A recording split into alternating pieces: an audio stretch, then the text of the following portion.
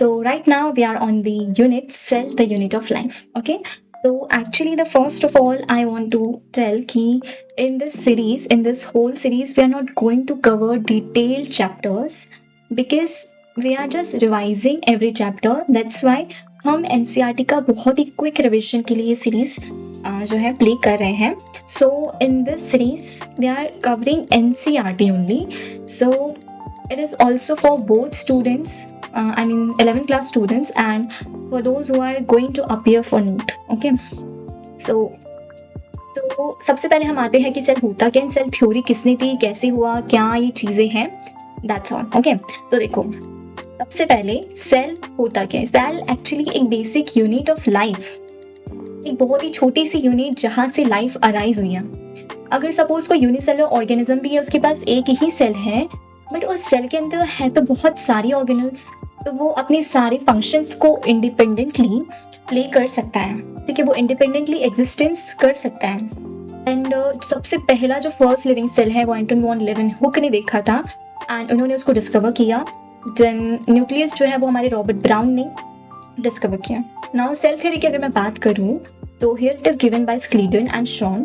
तो स्क्लीडन एक बॉटनिस्ट थे. इन्होंने 1838 में कहा कि जो सारे प्लांट्स है that are made up of हमारी small cells, okay, small unit. And Schwann ने कहा, जो कि जूलॉजिस्ट थे 1839 में, कि सेम चीज़ के जो एनिमल्स है that also consist of cell. Rudolf Virchow जो कि 1855 में इन्होंने इस सेल थ्योरी को मॉडिफाई किया एंड उन्होंने कोड दिया ओमनी सेलुला ई सेलुला, जो कहता है कि हर एक सेल एक पुराने सेल से अराइज होता है. ठीक है, इन्होंने कहा all cells are made up of cells and cellular products. Now see cells sizes and shapes. तो स्मॉलेस्ट लिविंग सेल जो है माइकोप्लाज्म है, जो कि हमने बायोलॉजिकल क्लासिफिकेशन में भी देखा था. एंड इनकी साइज जो होती है वो 0.3 माइक्रोमीटर होती है. टिपिकल बैक्टीरिया की जो साइज है वो 3 से 5 माइक्रोमीटर की होती है. लार्जेस्ट सेल की अगर मैं बात करूँ तो ऑस्ट्रिच होता है एंड ह्यूमन आरबीसी जो है उसका डायमीटर होता है 7 माइक्रोमीटर. लॉन्गेस्ट सेल जो है हमारी नर्व सेल्स होते हैं, जो कि ब्रांच होते हैं एंड इनका शेप डिफरेंट हो सकता है, वेरी करता है. डिस्क लाइक हो सकता है, पॉलीगोनल हो सकता है, क्यूबॉइडल हो सकता है, थ्रेड लाइक हो सकता है, एनीथिंग. नाउ प्रोकैरियोटिक सेल की एनाटॉमी देखते हैं. तो सबसे पहले before reading I just want to show you this image कि देखो ये है बैक्टीरियल सेल. यस, तो इसके पास सेल वॉल होती है. ठीक है, कैप्सूल है. कैप्सूल क्या है हम देखेंगे. राइबोसोम, पिलाई, ओके, पिलाई and mesosome, inclusion bodies, nucleoid DNA जो कि जिसके ऊपर एनवेलप नहीं होता है, तो न्यूक्लियस की जगह हम इसको न्यूक्लियोइड बोलते हैं. प्लास्मिड जो कि एक्स्ट्रा क्रोमोसोमल डीएनए होता है and flagella. Okay. Now see, सबसे पहले तो बाहर से हम स्टार्ट करते हैं. सेल एनवेलप होता है. सबसे बाहर होती है ग्लाइकोकैलिक्स. अगर ये लूज शीट के फॉर्म में तो हम इसको स्लाइम लेयर बोलते हैं एंड इफ ये टफ शीट है then we call it as capsule. इसके अंदर होती है सेल वॉल, जिसके अंदर होती है प्लाज्मा मेम्ब्रेन. ठीक है, फिर आते हैं मेसोसोम्स. इनके पास इनफोल्डिंग्स होती हैं जो कि प्लाज्मा मेम्ब्रेन से बनती हैं. ठीक है, और ये सेल वॉल फॉर्मेशन में हेल्प करती हैं, रेप्लिकेशन में हेल्प करती हैं, मोस्ट इंपॉर्टेंटली ये रेस्पिरेशन में हेल्प करती है. ठीक है, यहाँ पे रेस्पिरेशन होता है जैसे हमारे अंदर माइटोकॉन्ड्रिया में होता है. राइबोसोम्स की अगर मैं बात करूँ तो 70s टाइप होता है, जिसकी 2 सब यूनिट है 15 30s. इनके डीएनए के पास कोई एनवेलप नहीं होता, नेक्ड होता है, तो we call it as nucleoid. साथ ही साथ इनके पास प्लास्मिड्स होते हैं जो कि एक्स्ट्रा क्रोमोसोमल सर्कुलर डीएनए है, जो कि रेप्लिकेशन के टाइम पे बहुत ज़्यादा हेल्पफुल होते हैं. ओके. एक और चीज़ की प्रोकैरियोटिक सेल के पास क्रोमैटोफोर्स होते हैं, जो कि जिनके पास पिगमेंट्स होती हैं एंड वो मतलब कि खाना बनाते हैं. जो भी ऑटोट्रॉफिक बैक्टीरियाज होते हैं उनके अंदर उससे फोटोसिंथेसिस होता है.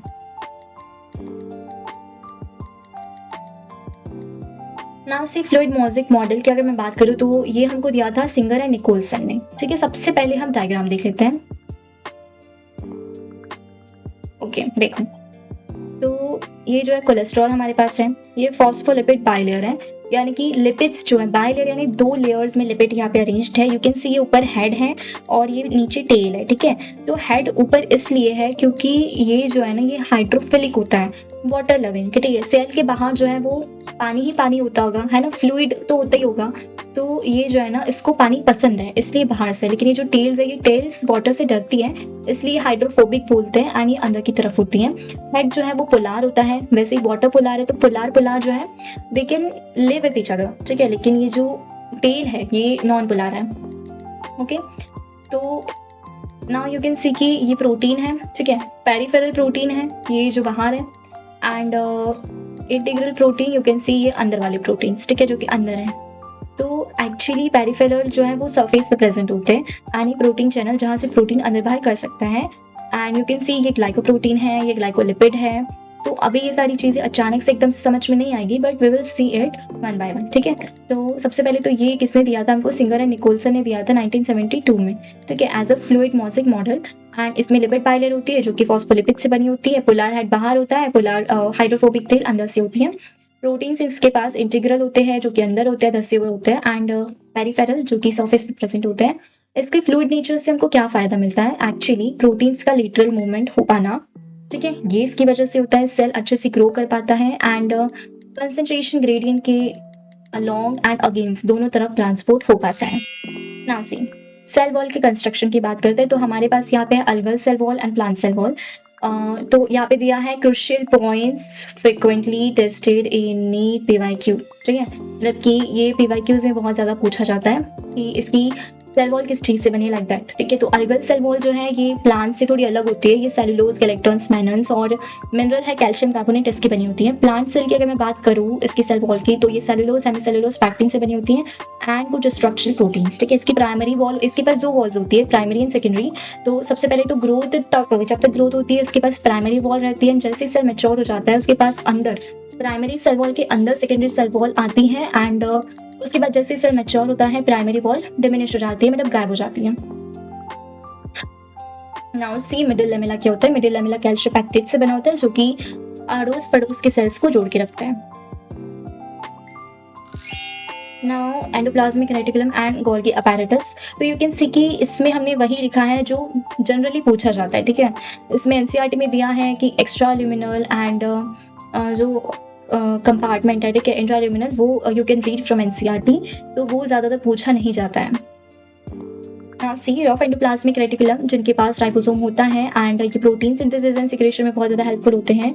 एंड स्मूथ एंडोप्लाज्मिक रेटिकुलम जो है ये इनके ऊपर राइबोसोम्स नहीं होते हैं, एंड ये lipids, steroidal hormones animal cell के अंदर होते हैं ना, हार्मोन्स बनना, स्टेरॉयडल हार्मोन्स, लिपिड्स बनना, ये बनाने का काम स्मूथ एंडोप्लाज्मिक रेटिकुलम का होता है। गोल्गी अपैरेटस जो है ये कैमिलो गोल्गी ने डिस्कवर किया था 1898 में।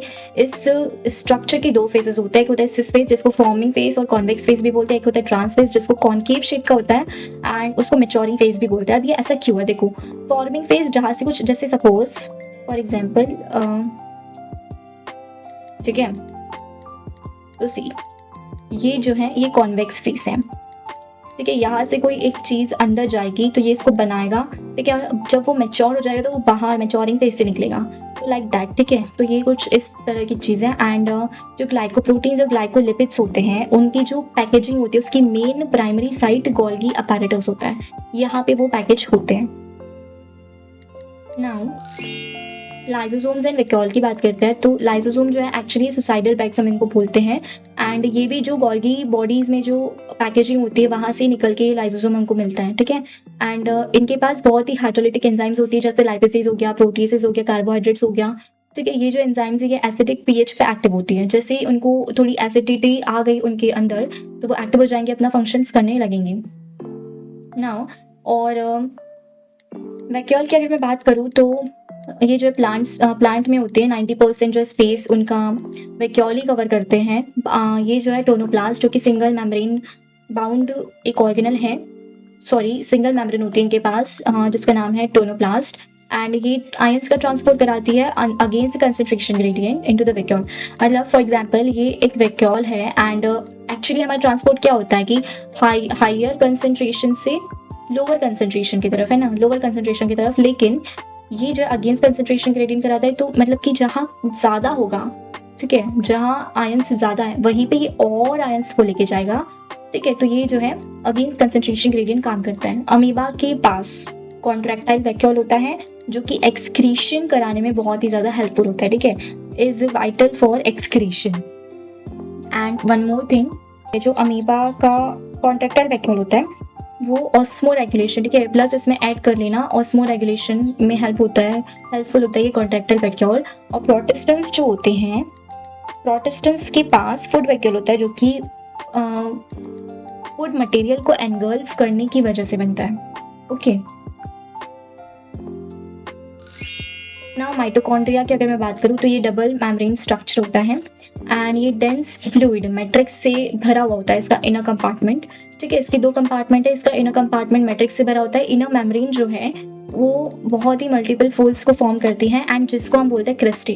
ठीक है, जिसकी वजह से उसका सरफेस एरिया बढ़ जाता है। मैट्रिक्स जो है, अब देखो अंदर का इनर कंपार्टमेंट उसमें मैट्रिक्स भरा है, अब उसमें कुछ ना कुछ तो प्रेजेंट होगा।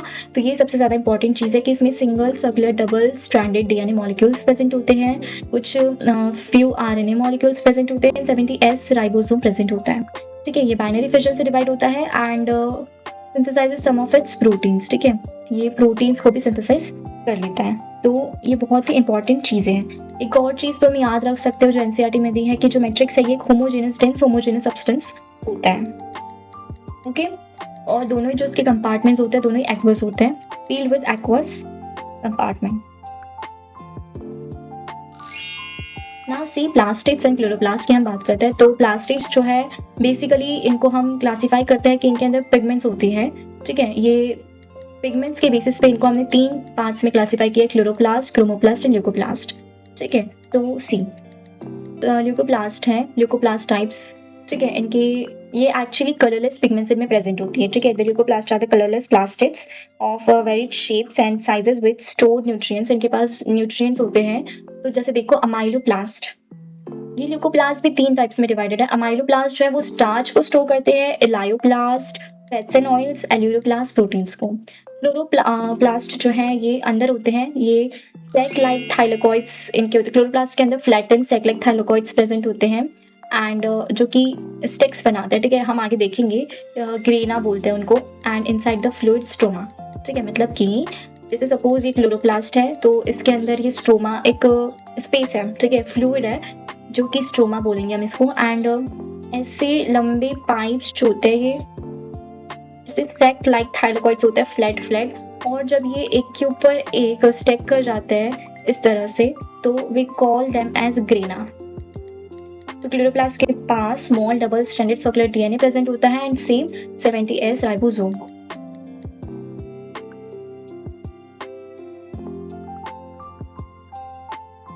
Now see ribosome and cytoskeleton की बात करते हैं। तो राइबोसोम जो है वो पैलाडी पार्टिकल्स हैं, मतलब ये जॉर्ज पैलाडी ने दिए थे 1953 में, एंड ये आरएनए से बनते हैं, प्रोटीन से बनते हैं एंड इनके पास भी कोई मेमोरी नहीं होती है। और ये एक लौते ऐसे ऑर्गेनल्स है जो कि प्रोकैरियोट्स और यूकैरियोट्स दोनों में प्रेजेंट होते हैं। ठीक है, यूकैरियोटिक्स राइबोसोम्स जो है वो 80S होते हैं जो कि 60-40S यूनिट के बनते हैं, और 70S तो हमने देख ही लिया है। तो इसमें जो S है ये क्या सिग्निफाई करता है, इसको स्वेटबर्ग्स यूनिट भी बोलते हैं, it is also known as sedimentation coefficient. ठीक है, एंड ये एक्चुअली इनडायरेक्टली जो है डेंसिटी और साइज का मेजर होता है। ठीक है, डेंसिटी और साइज का मेजर होता है, दैट्स इट। एंड साइटोस्केलेटन जो है ये फिलामेंटस प्रोटीनेशियस स्ट्रक्चर्स होते हैं साइटोप्लाज्म में। ठीक है, ये हमारा सेल है, इसके अंदर साइटोप्लाज्म है और उधर ही फिलामेंटस प्रोटीनेशियस स्ट्रक्चर्स होंगे, नेटवर्क बना के, मतलब इस तरह से एक इलैबोरेट नेटवर्क बना लेते हैं, that we called as cytoskeleton. And ये microtubules, microfilaments and intermediate filaments से बनते हैं। इनका फंक्शन क्या होता है कि ये मैकेनिकल सपोर्ट करते हैं, मतलब कि जो भी हमको एटीपी एनर्जी से यूजिंग जो भी काम है सेल के अंदर वो उसमें ये सपोर्ट करते हैं। ये मूवमेंट मोटिलिटी में हेल्प करते हैं, सेल की शेप को मेंटेन करके रखने में हेल्प करते हैं।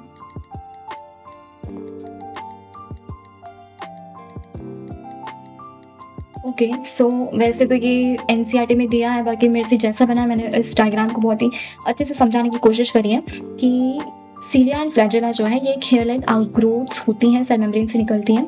एंड सी, जैसे ये फॉर एग्जांपल ये हमारा सीलिया है, ठीक है, इसको मैंने यहाँ से ये क्रॉस सेक्शन में कट किया एंड ये जो है ना इस पार्ट को मैंने यहाँ दिखाया। ठीक है, ओके, तो इसका जो सेंट्रल कोर होता है उसको हम एक्सोनीम बोलते हैं। ठीक है, एक्सोनीम।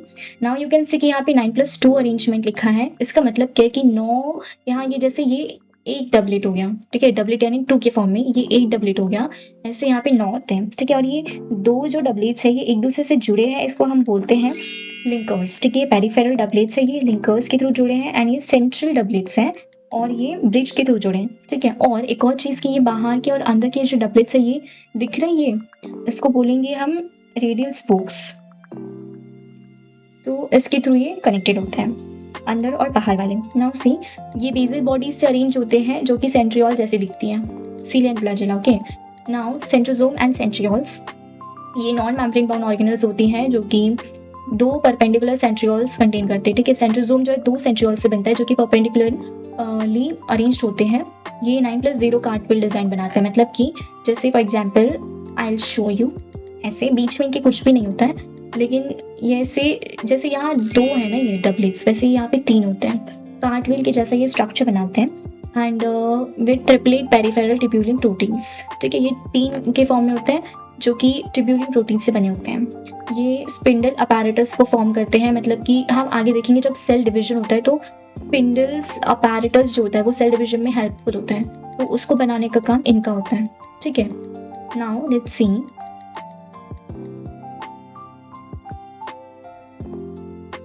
Nucleus and nucleosome. तो न्यूक्लियोप्लाज्म एंड क्रोमैटिन की बात करते हैं। न्यूक्लियस सबसे पहले तो रॉबर्ट ब्राउन ने हमको डिस्कवर करके दिया था। क्रोमैटिन एक ऐसा मटेरियल है जिसको हम स्टेन कर सकते हैं बेसिक डाइज से। ठीक है, तो फ्लेमिंग ने क्रोमैटिन जो है मटेरियल को डिस्कवर किया, उसने इसको स्टेन किया था बेसिक डाई से। ठीक है, ये क्वेश्चन आता है कि कौन सी डाई थी, तो दैट्स अ बेसिक डाई, और किसने दिया था, फ्लेमिंग ने दिया था। न्यूक्लियर एनवेलप जो है उसके पास न्यूक्लियर पोर्स प्रेजेंट होते हैं जो कि न्यूक्लियोसाइटोप्लाज्मिक ट्रांसपोर्ट कराता है। ठीक है, जैसे सपोज ये मेम्ब्रेन के अंदर पोर्स हैं तो अंदर से बाहर जो है चीजें आएंगी। ठीक है, न्यूक्लियोलस, ये जो था ये हमारी यूकैरियोटिक सेल की बात थी। अब देखते हैं न्यूक्लियोलस, इसको आरआरएनए हब भी बोला जाता है। ये स्फेरिकल स्ट्रक्चर्स होते हैं, ठीक है, जिनके पास कोई भी मेम्ब्रेन नहीं होती है, लेकिन यानी मेम्ब्रेन इनसाइड न्यूक्लियोप्लाज्म। ये जो है ना यही साइट होती है आरआरएनए बनाने के, active ribosomal RNA, ribosomal RNA synthesis. ठीक है, सेल्स जो है cells actively synthesising proteins have larger and more numerous nucleoli. मतलब कि जो सेल जितना ज़्यादा काम करता है, जिस तरह से काम करता है, उसके हिसाब से उसके पास नंबर ऑफ न्यूक्लियोलस प्रेजेंट होंगे।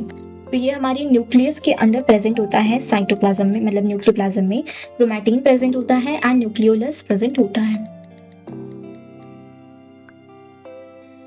ना सी क्रोमोसोम एनाटॉमी। सेंट्रोमियर जो है ये प्राइमरी कंस्ट्रिक्शन होते हैं जिनके पास डिस्क शेप के काइनेटोकोर्स प्रेजेंट होते हैं। सी, ये जो सर्कल है ये सेंट्रोमियर है, इसके आसपास दोनों तरफ से काइनेटोकोर्स प्रेजेंट होते हैं डिस्क शेप के। मेटासेंट्रिक कौन सी होते हैं, जिनके दोनों साइड में इक्वल लेंथ की जो है क्रोमैटिड्स प्रेजेंट होते हैं। ठीक है, क्रोमैटिड्स होते हैं। सब मेटासेंट्रिक जो कि स्लाइटली ऑफ सेंटर, मतलब एक तरफ थोड़ा सा ज्यादा एंड एक तरफ थोड़ा सा कम। ठीक है, एक्रोसेंट्रिक की अगर मैं बात करूँ तो एंड के थोड़ा पास में होता है, एंड के थोड़ा पास में, मतलब एक बहुत ही लंबा है और एक बहुत ही छोटा है। टीलोसेंट्रिक यानी एकदम टर्मिनल पे चला गया, जिसके सिर्फ एक ही तरफ आर्म्स हैं, like that. Some have a non staining secondary constriction, जिनको हम बोलते हैं सैटेलाइट। ठीक है, जिनको स्टेन कर पाना, मतलब स्टेन नहीं होती है वो। ठीक है, they are secondary constriction. And centromere क्या है, हमारी primary कंस्ट्रिक्शंस।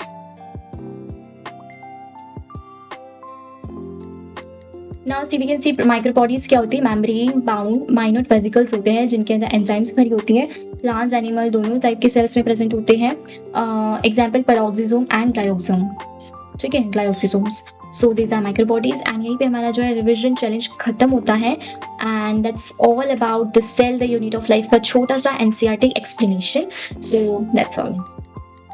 So guys, please like, share and subscribe to my channel.